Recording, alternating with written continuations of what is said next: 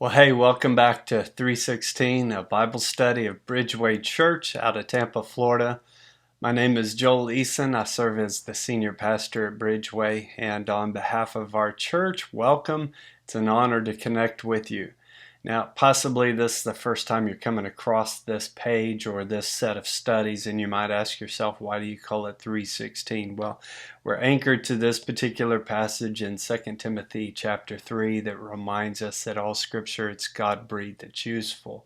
And it's useful for a variety of things. It's useful for teaching and rebuking, correcting, training in righteousness, so that we might be equipped for all that God's called us to do. And so we would like to go verse by verse or do some comprehensive studies. And in this particular study, we're in the prophets of the Old Testament.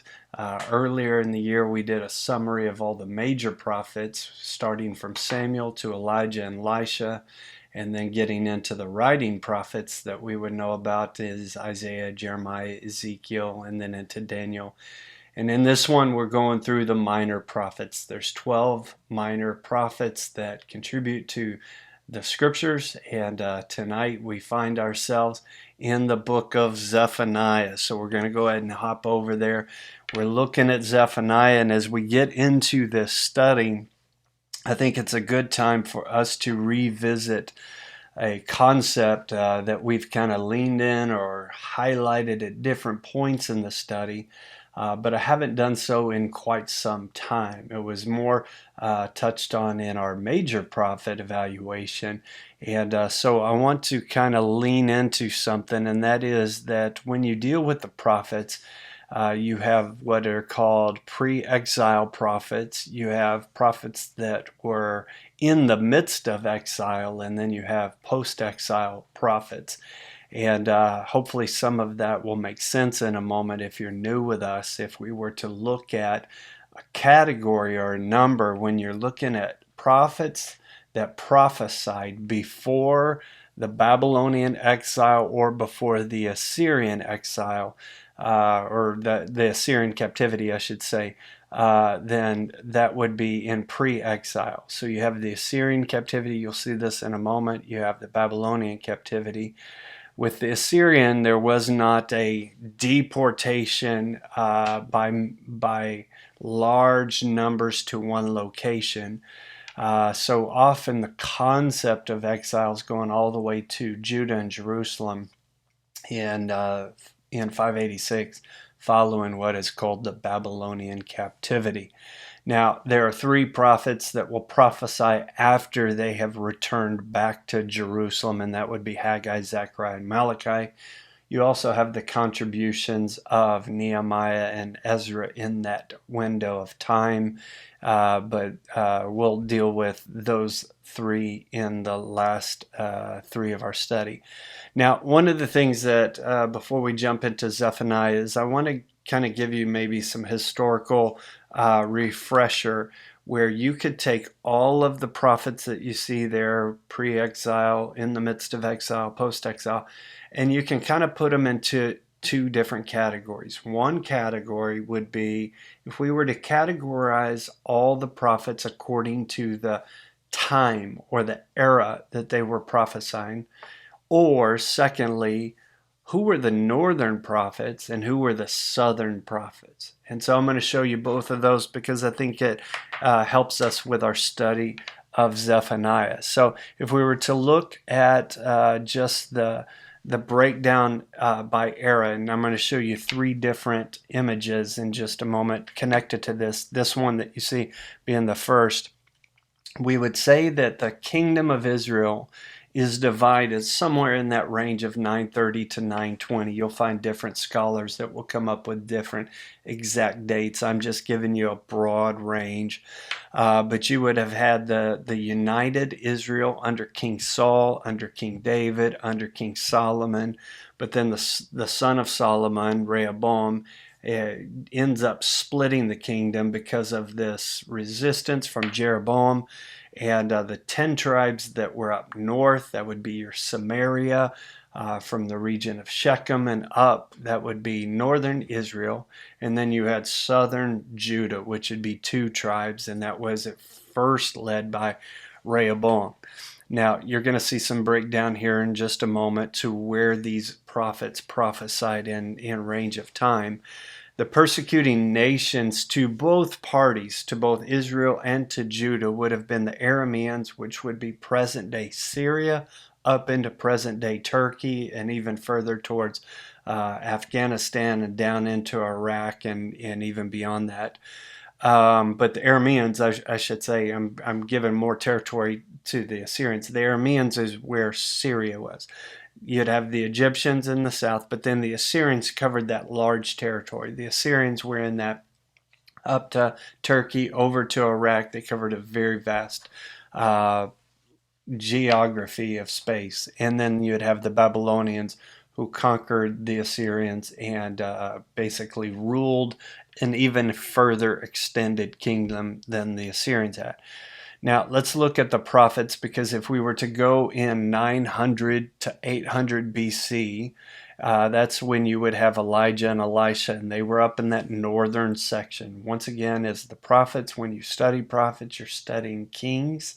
And we know that Elijah dealt with King Ahab. We know that Elisha had king issues. So we are able to trace their location by the kings and then also where they were. Now, the first of the minor prophets, just simply by time, and you'll get scholars that debate this, but kind of the equation that most will hold to is that Joel, the prophet Joel, was most likely the first prophet of any form of writing.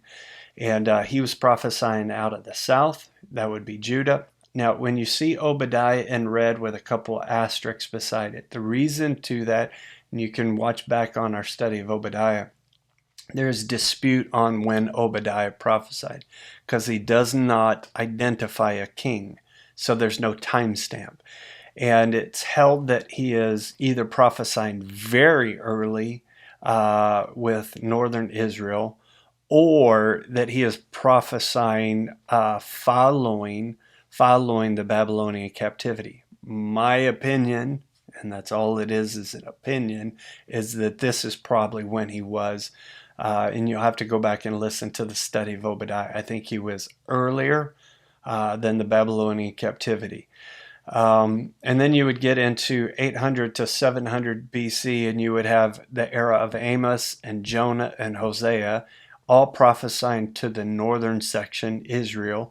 We're familiar with Jonah, and he's told to go to the great city of Nineveh. He doesn't want to do that. The first of the major writing prophets would be Isaiah, and he was writing in the area of Jerusalem and Judah, or the south. And then you would have Micah there.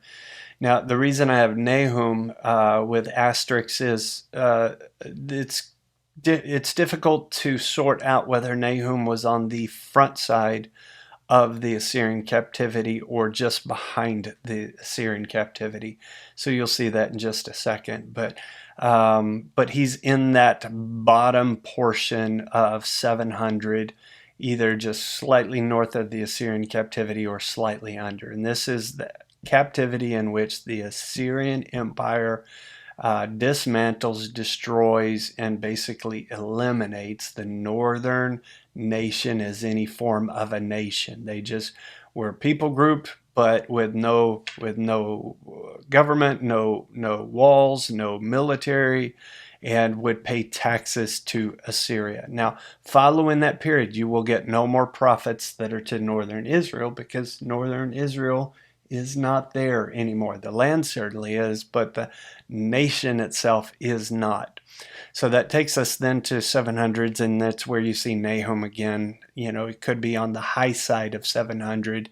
And then you would get Zephaniah, who's our topic today, and Jeremiah. Zephaniah and Jeremiah were contemporaries. You'll see that hopefully later.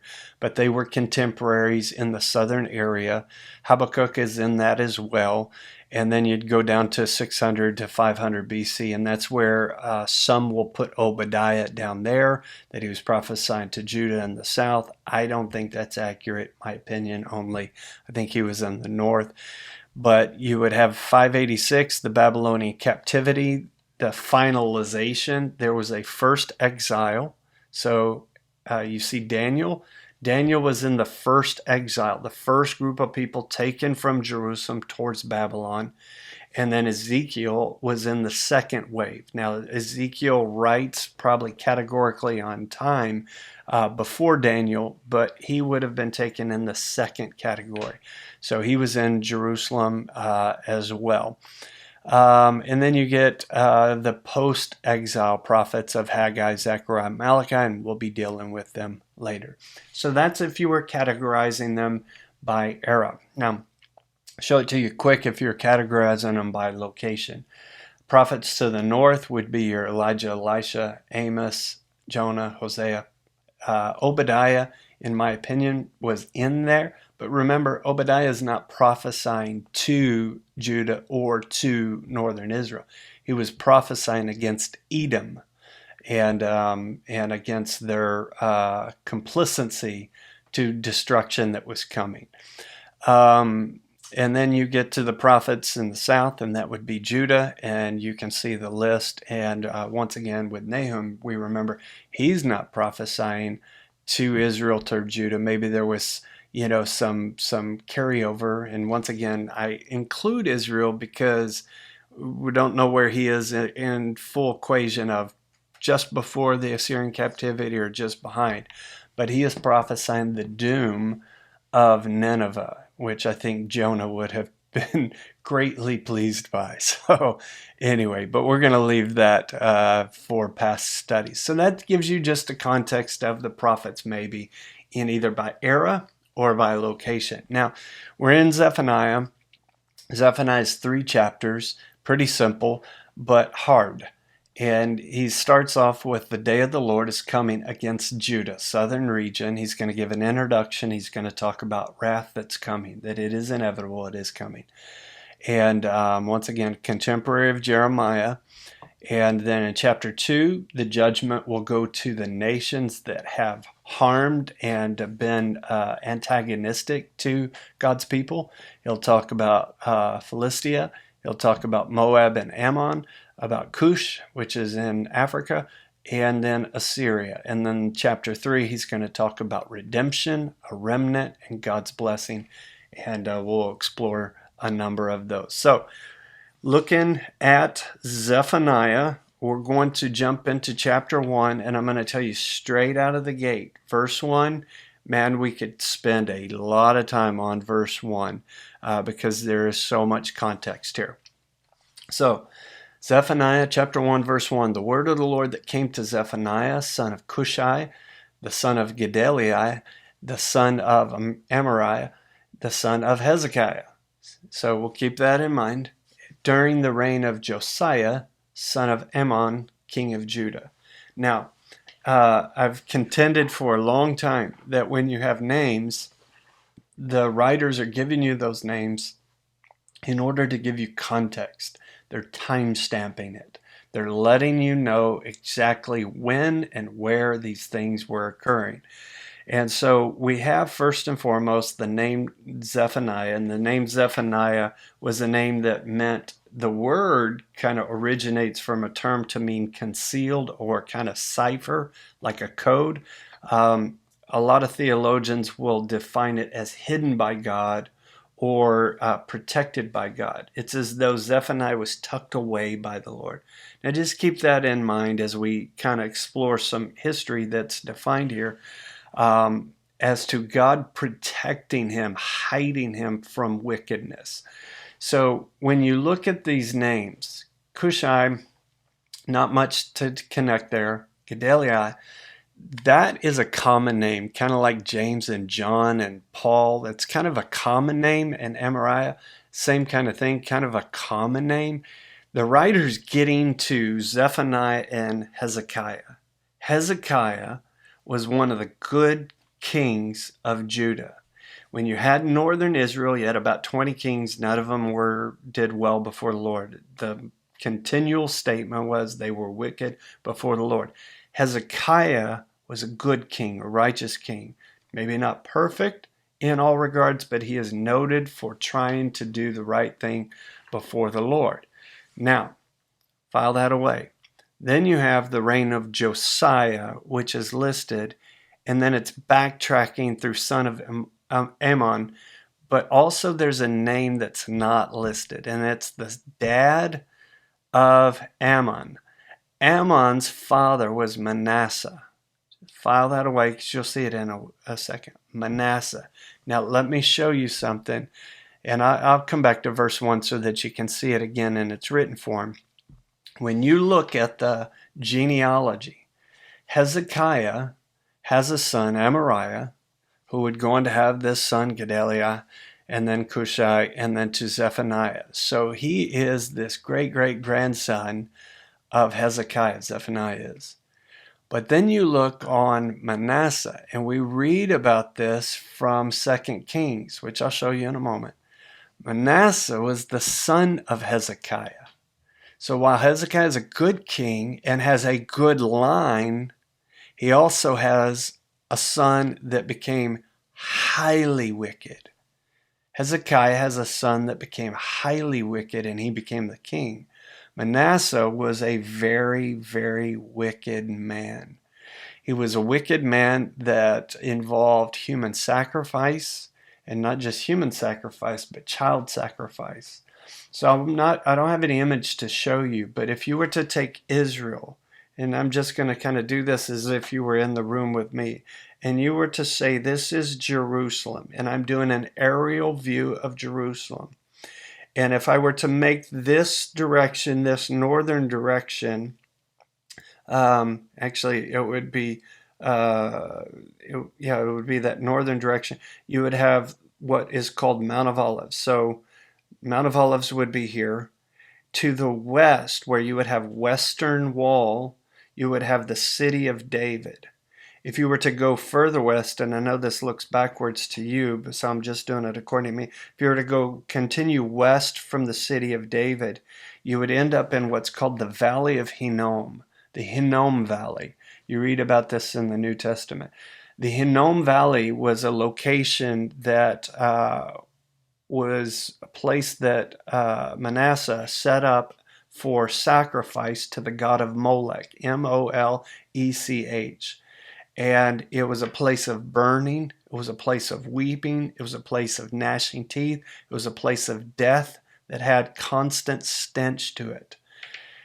And it would eventually be defined, the Hinnom Valley, because of all the death, brutal death that happened there and all the burning that happened. It eventually became a trash dump after all the sacrifices and all that eras had passed. And it continued to be a place that people would burn trash and where moth and, or, where there would be all kinds of worms, cankerworms, or what have you. It becomes what's called Gehenna. It becomes the visual of hell. As New Testament writers talk about Gehenna and the flame that never goes out and that there's weeping and gnashing, you're talking about the Hinnom Valley, and that all traces back to Manasseh.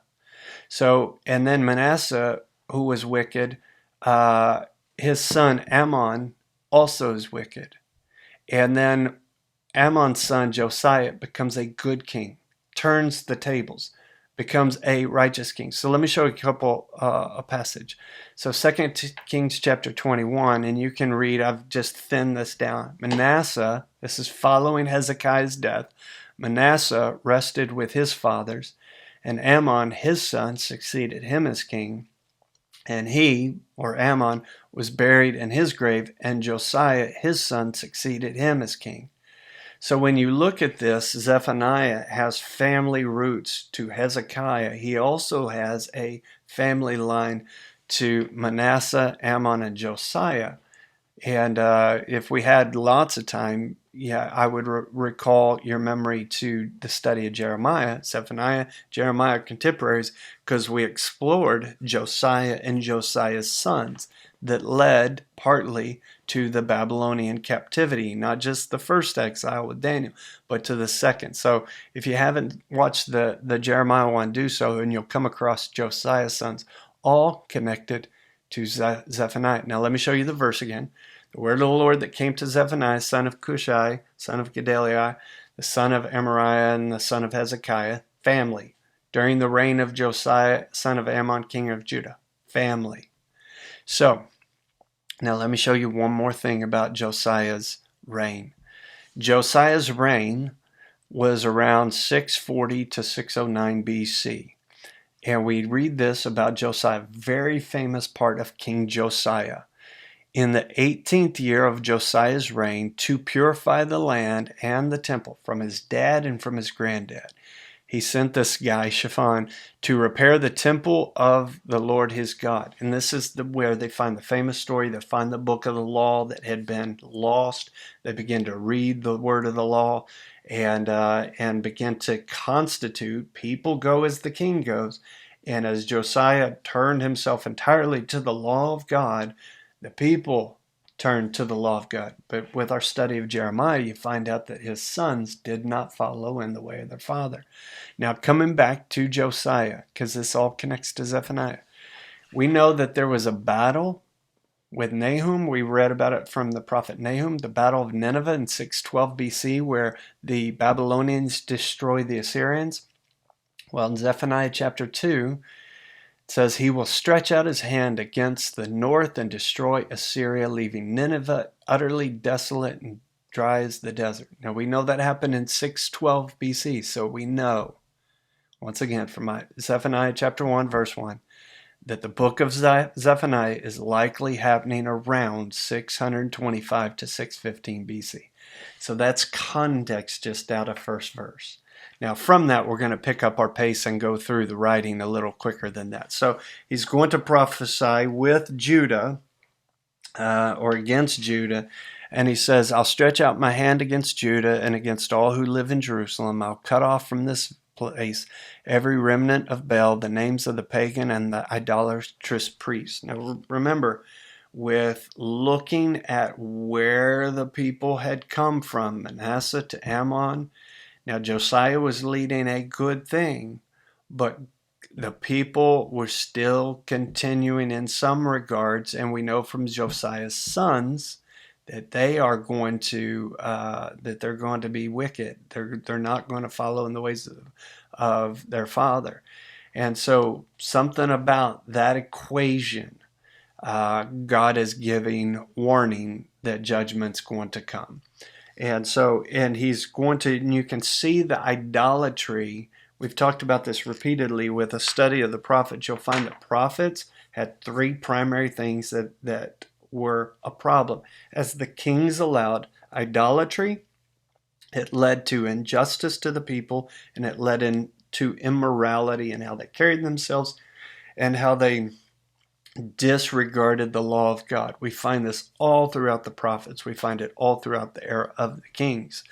And because of these pagan high places, God had told them, don't have high places. Man, put on your history here.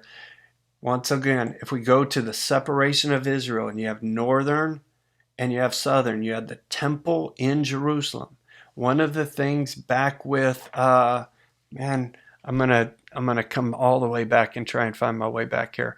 If we come all the way back to this, when Jeroboam splits the north, he establishes in that northern kingdom, the southern point of it, but it's still in another northern kingdom, he establishes another temple, like right there at what is called Mount Gerizim. I've been there. And he establishes a place that they could come and worship. It's the very place that the lady in John 4 says, you say that you worship in Jerusalem and we worship at this temple. She's talking about the place that Jeroboam established. And because of these high places, these other places of worship, God is going to judge them tremendously. So he says, I'll cut off from this place every remnant of Baal, the names of the pagan and the idolatrous priests. Now let's keep going. Those who bow down on the roofs to worship the starry host, those who bow down and swear by the Lord, and who also swear by Molech, remember, Valley of Hinnom, Manasseh, still within that whole family line, those who turn back from following the Lord and neither seek the Lord nor inquire of him. So let me show you one thing to this. I've been talking about high places. In 2 Kings chapter 21, you have Manasseh, who was the son of Hezekiah. Hezekiah had dismantled high places. You can read that for yourself. And it says that Manasseh rebuilt the high places his father Hezekiah had destroyed. When Josiah comes into power, he's toppling these places, Topheth, which was in the valley of Ben Hinnom, the Hinnom Valley, where all this death and all this sacrifice happened. So no one could use it to sacrifice his son or daughter in the fire to Molech. So there's a lot of history happening around Zephaniah because he's in that family line. And as the king is changing, one of the unfortunate things that you find with Josiah is the nation and the priests didn't all follow. Historically, the nation and the priests had followed the kings into immorality. They were sometimes following them into righteousness. And in the context of Josiah, there was not sweeping change to righteousness, but a holding on to immorality where we kind of worship the Lord, but we kind of worship our gods. We kind of do the things God's called us to, we kind of don't do. I mean, we could talk for a long time about duplicity in worship. One of the things about God, and we find in Christ, is an exclusivity. I'm the only way. I'm the way, the truth, and the life. I am the door. No one comes to the Father but by me. In the Old Testament, you shall have no other gods before me. And one of the problems in the Old Testament and the New Testament was when people tried to say, oh, it's good that I've got God, but I've also got this. And God wouldn't want me to give up this. I'll hold both things. I'll worship both things. I'll give myself to both things. And God says, enough of that. And Zephaniah is a prophet that's prophesying that judgment's coming because you're trying to hold on to a little bit of God and you're also holding on to your pagan, idolatrous history and responses. So with that, let's look now at verse 9. He says, on that day I will punish all who avoid stepping on the threshold to fill the temple of their gods with violence and deceit. And then he's going to lean into a phrase, or through verse 7 through 13, he's been talking about the judgment that will come to Jerusalem. If you read it for yourself, he'll get very specific. He'll talk about the fish gate. He'll talk about the market area. He'll talk about the new quarter, all parts of Jerusalem. And then he's going to say that the great day of the Lord is coming. Now, if you've heard the great day of the Lord, that's a phrase that's used by a lot of prophets. As you can see on the screen, Zephaniah uses the great day of the Lord more than any other prophet, more than Isaiah, more than any of the other minor prophets. The great day of the Lord. And the great day of the Lord was that judgment was coming. So chapter 1, verse 14, the great day of the Lord is near and coming quickly. Listen, the cry on the day of the Lord will be better, the shouting of the warrior there. That day will be a day of wrath, a day of distress and anguish, a day of trouble and ruin, a day of darkness and gloom, a day of clouds and blackness. And then one more look, a day of trumpet and battle cry against the fortified cities, against the corner towers. And I love this verse. It's a famous verse from Zephaniah. He says, neither their silver nor their gold will be able to save them on the day of the Lord's wrath. Like when judgment from God comes, you can't buy your way out. When God calls you to account, you can't buy your way out. And so there's this beckoning before that day comes that he often will say, turn to me, turn to me, turn to me. So if we were to take the prophets as a whole and say there's two dominant themes, one is judgment is coming, two, salvation is available. Judgment, salvation. And so we have chapter 2 turns and it says, seek the Lord, all you humble of the land. You who do what he commands, seek righteousness, seek humility. Perhaps you will be sheltered on the day of the Lord's anger. He's calling people, serve me, surrender, let me give you salvation. And so he's calling them to surrender to him. Now, from that, the bulk of chapter 2 is judgment against other nations. I'll show you just as a highlight. He'll talk to Philistia, verse 4 through 7. That's present-day Gaza. It's on the Mediterranean coast.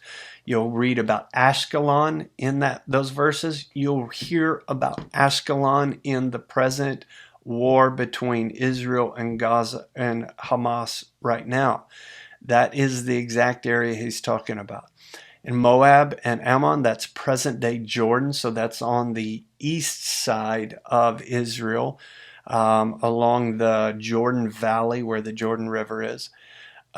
Cush is down in Africa, present-day Ethiopia, but if you look at ancient Ethiopia and present-day Ethiopia, they're different locations.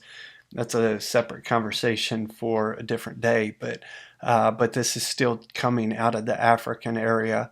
And then verse 13 through 15 is Syria, which would be present-day Syria and Turkey. And we remember, once again, the Battle of Nineveh that took place in 612. Nahum talks about that.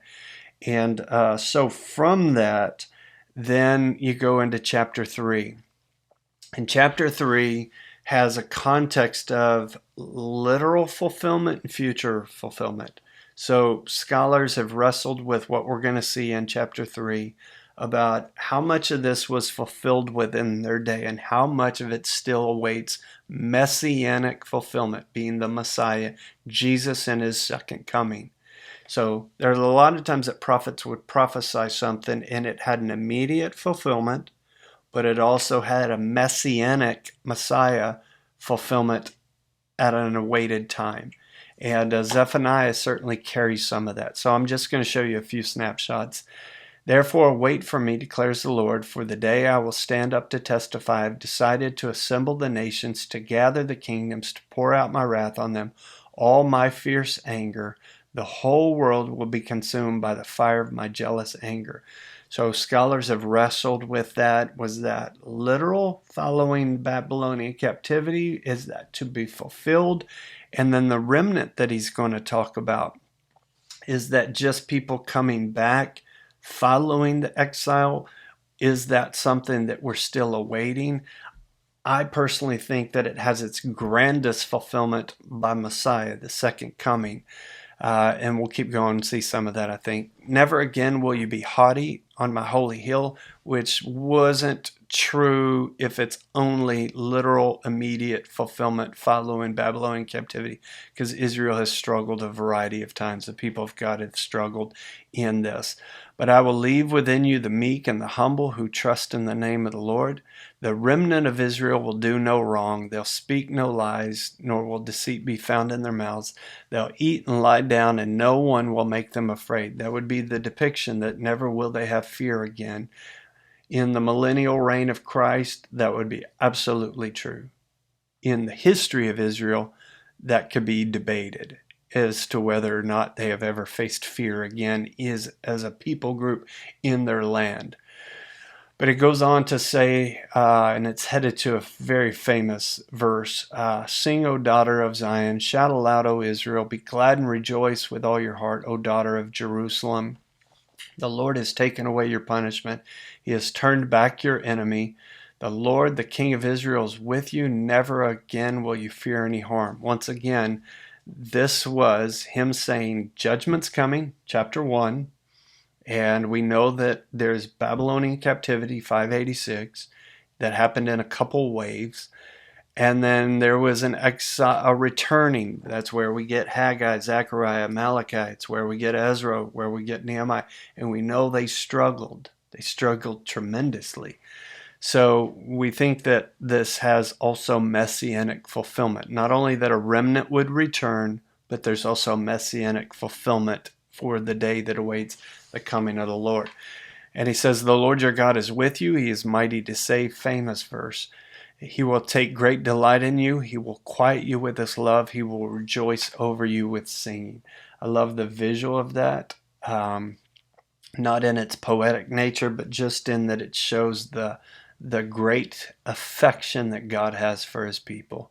And even in the midst of judgment, this is always true. Zephaniah 3:17 is always true. The Lord your God is with you. And you say, well, what about the people that went into exile? Listen to my study on Ezekiel. because the first vision that Ezekiel gets is that God is traveling with them. And the later vision he gets is that God is with them in exile. God is with you whether you're in Jerusalem or whether you're on the run. He is mighty to save. He will take great delight in you. He will quiet you with his love. He will rejoice over you with singing. No matter what you're going through, I pray that you memorize this verse, or at least note it, mark it, come back to it from time to time, and know that it's true of you. He's with you. He's mighty to save. He takes delight in you, rejoices over you. He is not looking at you and saying, God, why do they keep messing up? Why don't they love me? And why don't they blah, blah, blah? He delights over you. That should be such great motivation to give ourselves fully to him. Now let me close out Zephaniah with one more verse. It says in verse 20, at that time I will gather you. At that time I'll bring you home. I'll give you honor and praise among all the peoples of the earth when I restore your fortunes before your very eyes, says the Lord. And once again, my opinion is that this has got some literal fulfillment coming out of the Babylonian captivity, but it also has a lot of futuristic, messianic fulfillment. And then that's its own separate debate. Okay, are we talking rapture? Are we talking post-tribulation? But that's for another talk and another day. I hope that when you study Zephaniah, that you would know that you would know some of the history about when he's prophesying, contemporary to Jeremiah, that you'd know some time range, that you would know that first verse has so much history and context, that he's coming from the line of Hezekiah, but he's also connected to the family of Josiah, and the wickedness and pagan practices that came about because of Manasseh to Ammon, and Josiah tried to turn that, but there was still wickedness in Judah amongst the people, and Jeremiah's prophesying about it, Zephaniah's prophesying about it, about this great holy God who is exclusive both in calling people to be his and that he is theirs. And so with that, that's a study of Zephaniah. I hope this has been an encouragement, a blessing to you. And as we get into our final three of the minor prophets, now we're going to be talking a little bit about the Babylonian captivity. We'll probably highlight just Ezekiel and Daniel, because once again, they were in the exile. But Haggai, Zechariah, and Malachi are the returners. They've come back to Jerusalem. They're prophesying in that window of time, and that'll be the topic for us as we continue in this study. God bless you, and I'll see you soon.